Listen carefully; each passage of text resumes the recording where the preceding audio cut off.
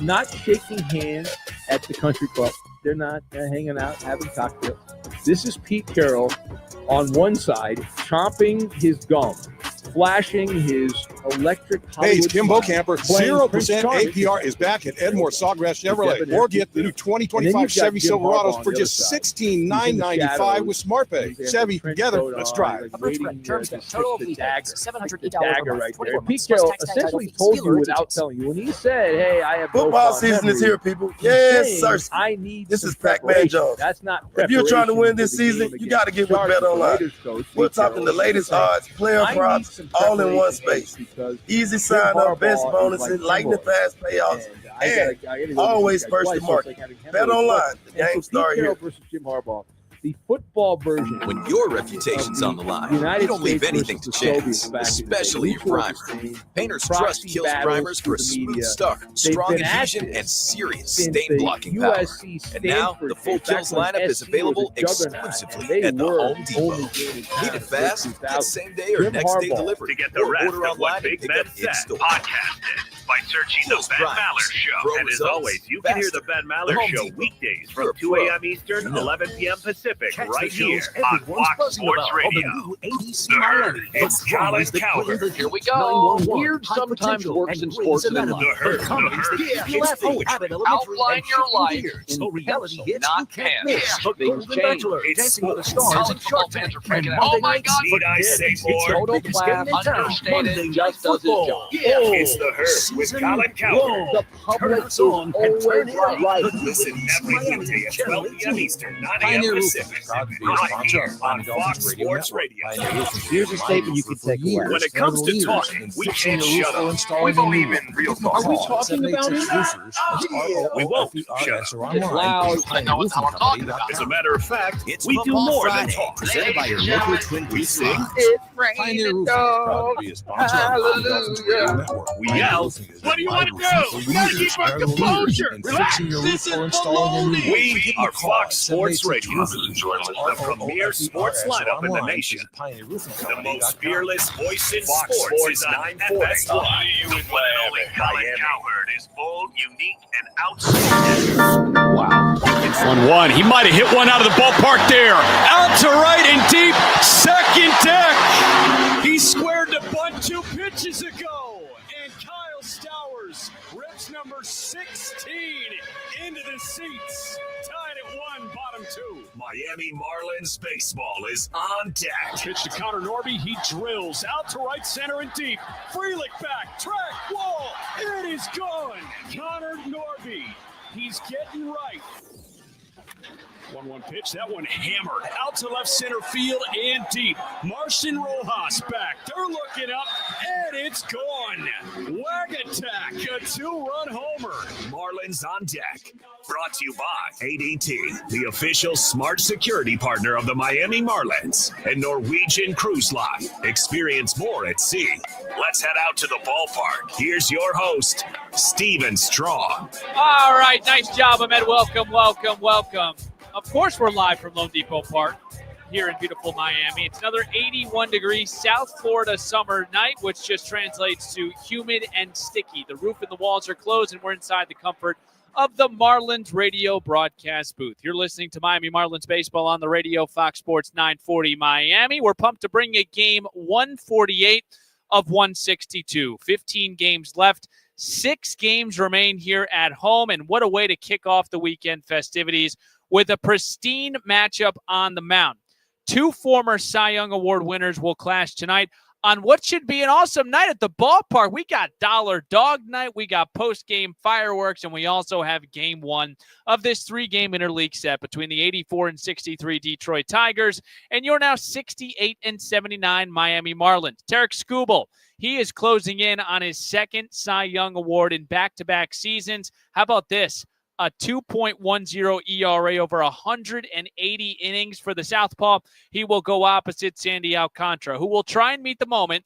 He's pitched to a 3 ERA in the second half of the season, and he has reminded us at points that Sandy mode is still operating every 5th day. We will get going at 7:10, as always, on Friday nights, right here on the Marlins Radio Network. Hi, everyone. Thanks for making Marlins on Deck a part of your Friday night. with Jack McMullen and Kelly Sacco. I'm Steven Strom. We got a deep and distinguished guest list. We also just have a fabulous show ahead, and we thank you for your participation. We'll talk about where both teams are at coming into Friday night. We'll hear from Clayton McCullough on how to get to Tarek Skubal. We'll get you at the count with the two men on the mound tonight. Jack and Kelly will jump in for some storylines. Our X-Poll question today at Marlins Radio and Steve's Guarantee to victory. So let's do where both teams are at. We'll start with the Detroit Tigers. 21 games over 500. They entered the day a half game behind Toronto for the best record in the American League.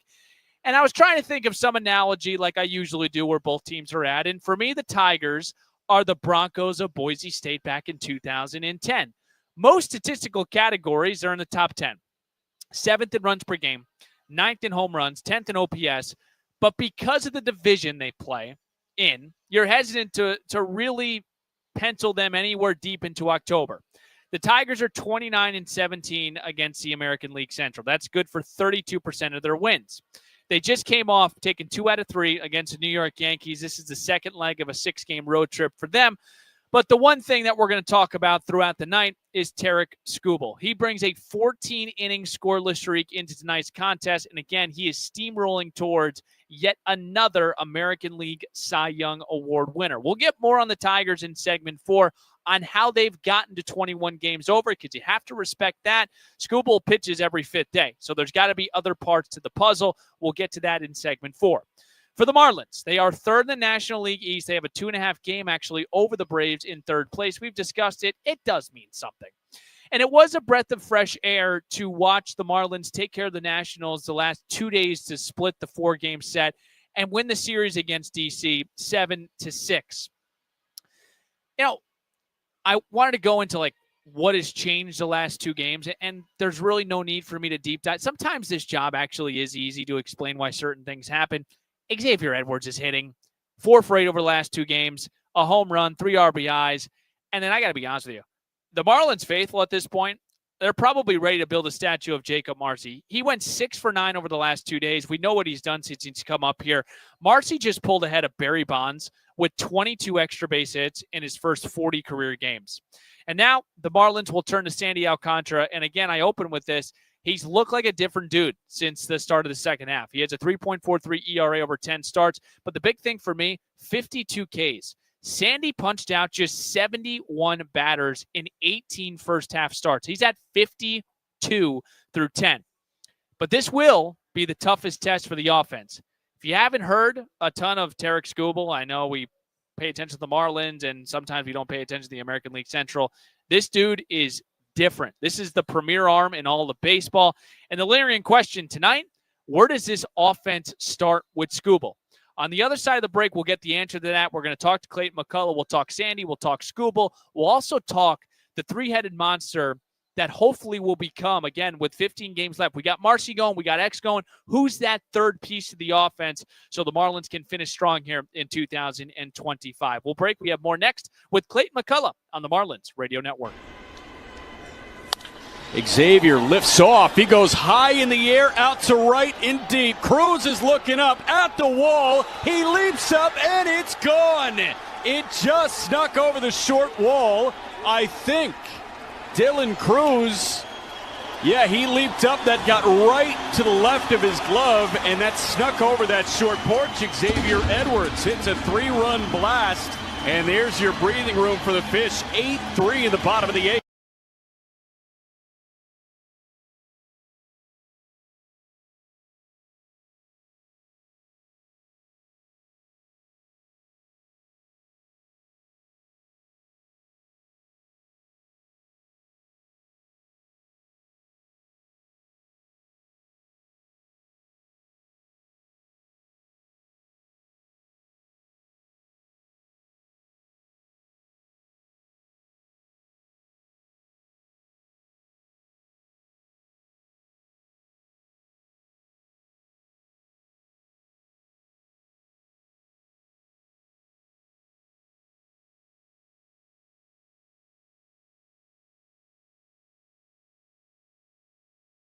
This one blistered at 113 from Wagaman. 0-1. That one blistered out to left, falling quickly. Lyle dives. It gets right past him. It rolls all the way to the wall. Marcy in from third. Here comes Mesa all the way from first. Throw coming home up the line a little bit, and Wagaman pushes to third. It's a 2-run double, and that doubles the Marlins lead. 4-0 Fish in the home 8. It was amazing. The picture burned into my brain as Weimer hits one high in the sky out to left. Lyle working back shy of the track. Stream now. Welcome back here on a Friday night from Lone Depot Park. Steven Strom, Clayton McCullough. I want to give you a day in the life of Steven Strom real quick. So when I wake up in the morning, I like to get up. I like to survey my surroundings. I like to have my mate in the morning, and then I call my dad. Talked to my dad today, and he said, Steven, how would you explain Sandy's year? Because he's pitching to a 3 ERA in the second half, but he had an 8 to start. I said, you know what, Dad? That's a great question. I'm going to ask the manager today. When your son Kyle asks you in a couple years, say, well, what was Sandy's 2025? Where do you start? I'm going to start on this. I'm going to say successful. I'm going to say that none of us, even Sandy, could probably fully appreciate the difficulties it is coming back from a major surgery and just the amount of time away from competition. And I think we look at how Sandy, the full body of work, the overall numbers right now, if you just look at them, okay, they're not great. But as you said, you can almost look at it in, segments that he's gotten to this part of the season in the back half, and he has pitched very much like the Sandy that he and everyone expected, every time he takes the ball, right? Is someone that can go deep in the game, execute at a high level, compete till the very last pitch. So for me, we've seen, there's no secret, it's there. And I think it just, it took a while to get to that point, and always knew that it was going to happen. And think through all this, even more so his professionalism, his toughness, his competitiveness has shined through, because it had been very easy for Sandy to feel sorry for himself. It had been very easy for Sandy to run away from the struggles and make excuses, and he never did that. So I think it's all the wonderful things heard about Sandy coming into this, and the type of teammate he is and the type of leader he is, only for me, has strengthened, because I've seen him. You see an athlete go through struggles, and lengthy amount of struggles, and how then they're able to just will themselves out of that and keep on working to find solutions. That's what he's done, and he's going to leave this season with a much better taste in his mouth than he had early on. And I think we'll come out and see that bode well for his offseason and into 26. Clayton McCullough with us now. Sandy's going to go opposite Tarek Skubal. Usually when you have a guy that has had some outings where he struggled, you show that film maybe. I don't know. I haven't been in a hitter's meeting. I don't know what you guys do, but I guess you'd have to go back to May, the last time he gave up multiple runs. What does the preparation look like for a guy like Skubal? Yeah, I was going back through his game log. Yeah. I'm okay, let's scroll down and find a game where somebody scored off of him. I mean, what did they do? And you're going down, all right, Anaheim, they got 4 runs in 4 2/3 or something. And I'm watching it, and first inning nothing, second inning nothing, third inning nothing, and it's paint.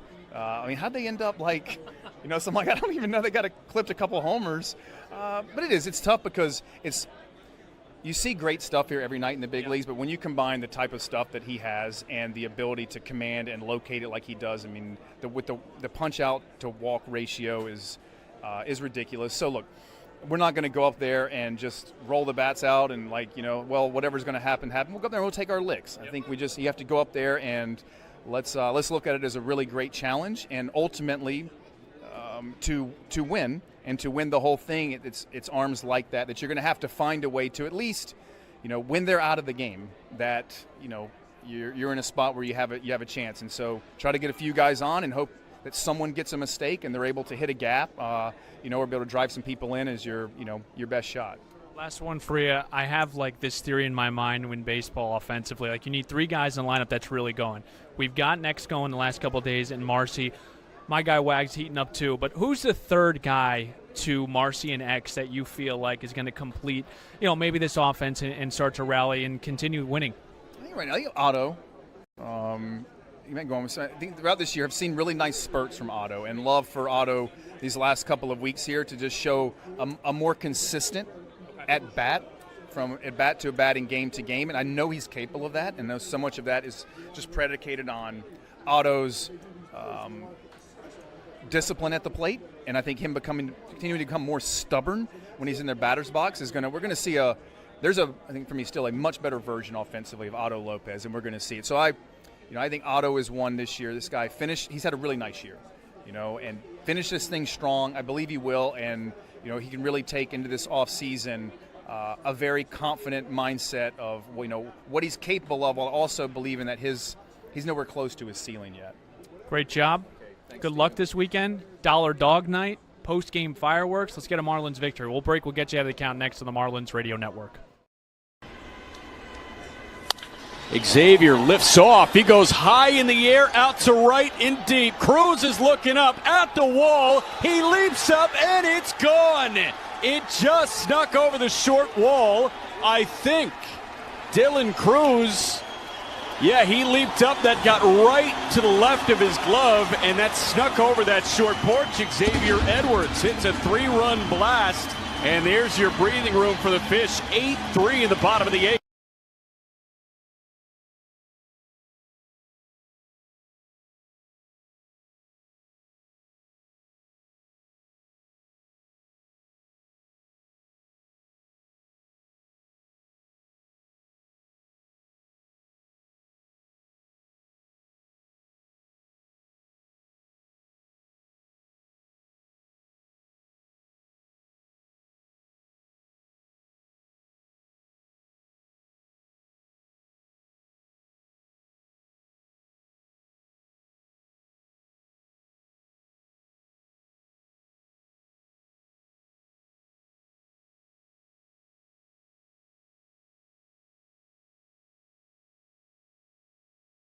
This one blistered at 113 from Wagaman. 0-1. That one blistered out to left, falling quickly. Lyle dives. It gets right past him. It rolls all the way to the wall. Marcy in from third. Here comes Mesa all the way from first. Throw coming home up the line a little bit, and Wagaman pushes to third. It's a 2-run double, and that doubles the Marlins lead. 4-0 Fish in the home 8th. It was amazing. The picture burned into my brain as Weimer hits one high in the sky out to left. Lyle working back shy of the track. He makes the catch. That is deep enough. Wagaman will come in and score. This is Anthony Bender, and you're listening to Marlins on Deck with Steven Strom on the Marlins Radio Network. Listen to your Marlins on the go. Download the iHeartRadio app and make Fox Sports 940 the top preset, and then listen to every Marlins game. Folks, we got 6 home games remaining, 15 overall on the season. Welcome in here on a Friday night. It's Dollar Dog Night at Lone Depot Park. We're also going to have post-game fireworks, so it's going to be a loud and explosive post-game show with Jack McMullen on the 10th inning show. Hopefully we can celebrate after a victory today. Sandy Alcantara. Happy belated, by the way. He just turned 30. This is going to be his first start as a 30-year-old. What an old man. He'll make his 29th start of 2025. He's 8-12 with a 5.67 ERA, 154 innings pitched this season, 123 combined Ks to 53 walks this season for Sandy. He did take the loss on Saturday against Philadelphia. He tossed 6 frames, gave up 4 runs, punched out 4, and walked 1. Here was Sandy after that start against the Phillies. Just a couple things happen out there, couple blooper, so soft contact that we can, make the play. But yeah, you just control what you can control, and so I think my slider was good today, so a couple times I missed down the sun, but I was able to execute. And so slider was good. Two-seam was good today, the changeup wasn't good, but I was keeping throwing the game, so. Last 5 starts for Sandy Alcantara, 2-1, a 2.45 ERA, 33 innings. We had mentioned, too, the strikeouts are way up to start this second half. Sandy in the first half punched out 71 in 18 first-half starts. He's punched out 52 in 10 starts. He's never started against the Detroit Tigers, the only team he has never faced in an outing. That will change here tonight. Sandy will go opposite Tarek Skubal, 28-year-old southpaw, and 2024 American League Cy Young Award winner. He comes into tonight with a 13-4 record, a 2.10 ERA, 28 starts, 180 frames combined, 222 strikeouts. He's second in baseball in ERA. He's second in baseball in strikeouts. He picked up his 13th win on Saturday against Chicago White Sox, went 7 shutout, gave up 2 hits and 6 punch-outs. Follow me on this, folks. It was his 5th straight quality start, which again is 6 innings, 3 runs or less. His 19th quality start of the season. He's gone 12 starts, Skubal has, of at least 6 frames without giving up a run. He is one shy of Bob Gibson, who did it in 1968. Ironically, the one time that Skubal has faced the Marlins, he semi-struggled. Well, he struggled if we're going to hold Skubal to the standard that he's had the last year. Against Miami in 2023, 4 2/3 innings pitch, 6 hits, 4 runs. That's a bad start for Tarik Skubal at this plate. We'll hear Jack McMullen talk about this in probably segment 4. The changeup is a pitch for Tarik Skubal. I'm going to give you a couple things. 47% whiff. 47% of the time, batters are swinging and missing against this changeup. The opponent average is 154. 106 of his 222 strikeouts have come on the changeup. And the big thing is there's an 8-mile-per-hour difference. This may be an oversimplification, but the command and the velocity separation is what separates Tarik Skubal. Sandy Alcantara and Tarik Skubal will square off here tonight at Lone Depot Park at 7:10. We'll break. We'll get Kelly Sacco and Jack McMullen. Now we got storylines. We got Steve's guarantee as well. Expo question. We got plenty more ahead. Marlins on Deck continues right here on the Marlins Radio Network.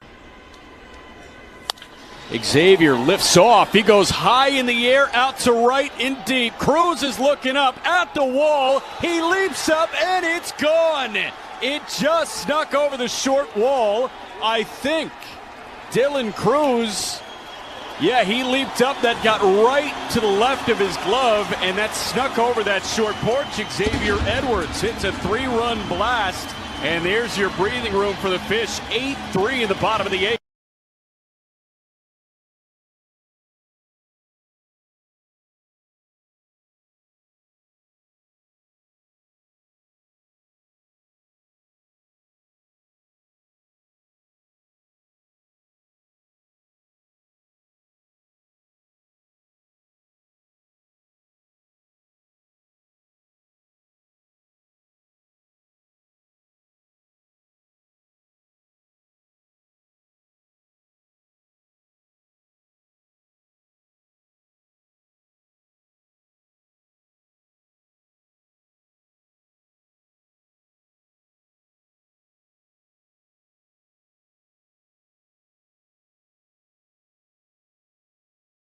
This one blistered at 113 from Wagaman.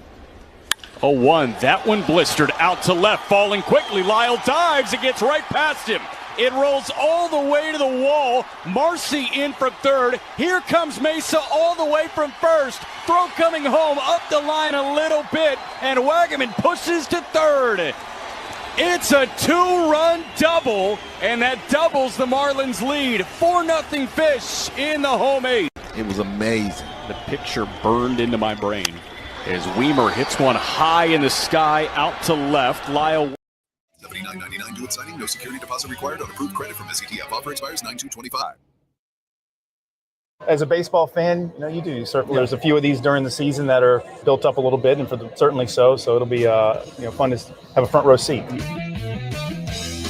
Cullen earlier this afternoon, and managers, they're so stubborn about every single game being the same. I actually am so happy that Clayton McCullough said, you know what, there is a different feel tonight. This is 2 guys that have won a Cy Young Award. Steven Strom, Jack McMullen, Kelly Sacco. We'll start here, Kelly. What has Sandy done well as of late? And then, Jack, what has Tarik Skubal done the last 2 years? Oh, my gosh. For Sandy, it's really been – I think he's just gotten to the point of the season where he just finally is confident in his body again. He's finally confident in his arm. He's finally confident in his stuff. And it really took a long time. Yes, he was healthy, but I don't think he was confident in what he had. And his stuff is finally back up there. Velo's up a tick in all of his pitches, and he's really attacking the strike zone. And again, the thing that stands out to me the most about Sandy, his confidence is back. And it goes back to that Boston series for me. And it goes back to the hit by pitch when he goes up and says, do not look at me, in as many words, And you saw the fire back in Sandy's eyes, and you love to see that. The confidence played such a huge role for Sandy in 2022. Yes, does he have great stuff? Absolutely. But when it comes to the game, especially when it comes to pitching, you have to be so mentally tough. And we're finally seeing that confidence, that fire, that competitiveness from Sandy Alcantara that he was really lacking to start the season. Jack, tell us about Scoops.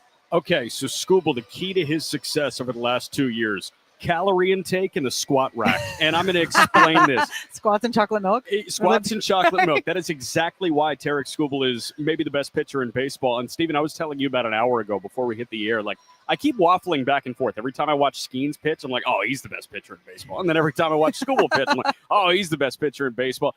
It's probably Skubal at this point. He's trying to become the first back-to-back Cy Young Award winner that we have in Major League Baseball since Jacob deGrom did it pre-COVID. He's trying to become the first unanimous back-to-back Cy Young Award winner since Pedro Martinez in 1999 and 2000. What Tarek Skubal has done to transform his body over the last couple of years is nothing short of astounding. This guy in 2021, I was reading a great piece in the Detroit News a little bit earlier today. In 2021, this guy was weighing in about 225. He allowed 35 homers, had an ERA in the mid-fours. His fastball was sitting 94. He's checking in at 240 pounds now, so he's up about 15 pounds. The fastball has ticked up from 94 to 98. And, oh, by the way, he's been the best pitcher in baseball this year. And I was looking at the numbers. Unanimous Cy Young Award winner last year. ERA is lower this year. Yeah. He's tracking for more innings. Yeah. He's tracking for more punch-outs. And believe it or not, he's tracking for fewer walks. So the big four, the only thing that he might have been doing better last year that he isn't doing this year is winning baseball games. And we're in 2025. Who cares, Who cares? It's on 222 strikeouts to 28 walks. I mean, that's hard to, like, process. In a weird way, Kelly, I'm trying to find the positive here. Does it benefit the Marlins that Skubal hasn't faced a single fish across his career? Yeah, it's hard to say when you're going against a Skubal. I think that even when talking to Clayton McCullough before the game, it's like, hey, you know he's going to strike guys out, and it's not even a conversation of, hey, we're really going to grind out at bats and try to get him out 100 pitches in 5 innings. No, that this guy's going to go deep in games and he's going to punch people out. Like he's just that good. You're facing a Cy Young Award winner, like Steve and like Jack said, potentially in look-liking back-to-back years of winning unanimously the Cy Young Award. So it really is going to be one of those where you get your pitch, you're not going to get it again. You better not miss it the first time. Hey, 6 of his 28 walks are in the first inning. So the Marlins better start quick. Jack, what should we know about this particular Tiger team that has, honestly, it feels like went under the radar in a weird way? I don't know if it's a division, but the Tigers are 21 games over 500, and they're gonna host a playoff game. You know what it is? Their dominance this year was so long ago. They got off to an amazing start, and then they've been okay over the last 3 months, right? You mentioned after the All-Star break, they're a 500 ball club, but they got out to such a strong advantage in a bad division. I know you called it suspect. I'll go as far to say that it's a bad division, the American League Central. 29-17. They have jumped out, and they have not looked back. Nobody's even clipping at their heels right now. Cleveland is sort of kind of making a push for a final wild card spot in the American League, but that's really about it. And Detroit has dominated. They dominated from the jump, and they've just kind of coasted. The level of grittiness is not as high as last year. Last year, like, they were actually embracing the whole bullpen chaos thing. This year, they've got some guys that have become, as Rod likes to say, aircraft carriers. Like Spencer Torkelson is back. He spent a lot of time in AAA last year. He's approaching 30 homers this year. Riley Green has 33 home runs. You got Kerry Carpenter, who's hitting the ball out of the ballpark as well. They have a lot of guys that have been good. Gleyber Torres is one of the most underrated pickups in baseball this year. A 1-year deal with Detroit. All-star. He's been amazing. Is there anyone in this lineup that sticks out to you that the Marlins need to take away if they want to have success over the weekend? Probably Green, but I would like to say that it's like easy enough to take away Riley Green because he's punched out more than anybody named James Wood in baseball. But like he still hits the ball to the ballpark. So I feel like if you leave this weekend with Green not clipping you for a homer, it's job well done. Riley Green has struck out 182 times. That's a lot. That's a lot. Tied with Cecil Fielder, Prince's dad, for the most in Tigers history. Very good. All right, we'll break. Good job, guys. Kelly and Jack have your call in about 13 minutes. We're going to play some baseball on this Friday night from Lone Depot Park. But first, Steve's Guarantee Expo question. We're back in 2 on the Marlins Radio Network. Righty hitting catcher. He turns on a ball, sends it out to center field and deep. Bader is back at the track, at the wall, and it's gone. Brian Navarreto. It's his first Major League homer at his first Major League RBI. It starts to cut into it, but welcome back to the show. This guy had 5 plate appearances in the big leagues.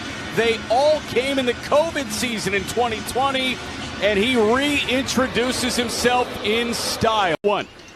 Wagaman drills out to left and deep. Marsh is back. That will slam off the wall. Augustine comes in to score. Hernandez wheels around. He goes first to third. And Wagatak has an RBI double to get the Marlins on the board. It's 4-1 in the bottom of the 4th. First pitch to Sanoja. That one smothered into the ground. And the shortstop Sosa charges. He fires on the run. It kicks off the facing of the dugout. And a run will come in to score. That one bounced right in front of the plate and directly over the top of the pitcher's mound. And that infield single plates Hernandez from third base. It's an RBI knock for Javi. It's 4-2 Phillies in the bottom of the 4th. Marcy's 10th stolen base in 12 attempts. Augustine's 12th in 15 attempts. And Otto drills a ball out to left and deep. That thing is gone. Onto the concourse. Otto Lopez drills a baseball, and it's a 3-run shot. Number 13 on the year for Lopez, and they open scoring quickly. 3-0 Fish, bottom 1. Payoff pitch.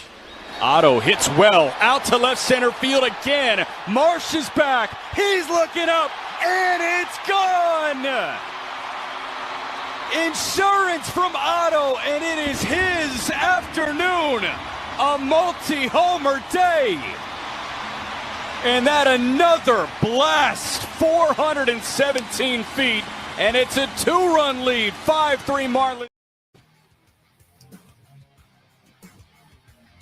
All right, finish line is in sight. 11 minutes away from first pitch here from Lone Depot Park. Dollar Dog Night. I bet I could put down probably, 6, 7 dogs. I think 9 innings. The bun is where you get into some trouble. You got to have some dipping sauces. You got to be able to have some agua or something where you can put the bun and moisten it up a little bit, because you are in for a long night if you try to go bun as well. We also have post-game fireworks, so make sure to stick around after the game. Again, 7:10 first pitch, Sandy Alcantara, Turek Skubal here tonight. And the Marlins coming off back-to-back wins over the Washington Nationals. They just secured the season series over the Nats with a 7-6 record. Let's get to our Expo question today. We've talked about these two, Sandy Alcantara and Turek Skubal. Who is the last Southpaw to win back-to-back Cy Youngs? Because Skubal is well on his way. It is time for Steve's Guarantee. Batter up. Batter up. Let's play some ball. First pitch is moments away.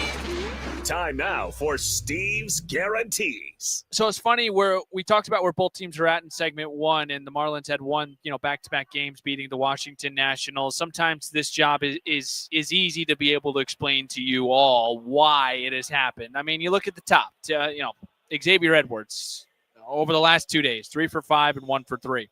4 for 8 in the last 2 games with a home run, 3 RBIs. Jacob Marcy, 6 for 9, unbelievable, with a double and 2 runs. When your top of the order hits, you have a much better chance of winning.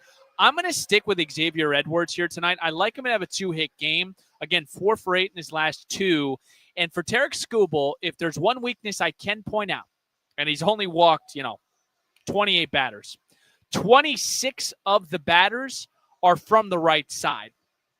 Xavier Edwards will be facing Skubal from the right side, of course. Skubal is a southpaw. I like X to have 2+ hits here tonight.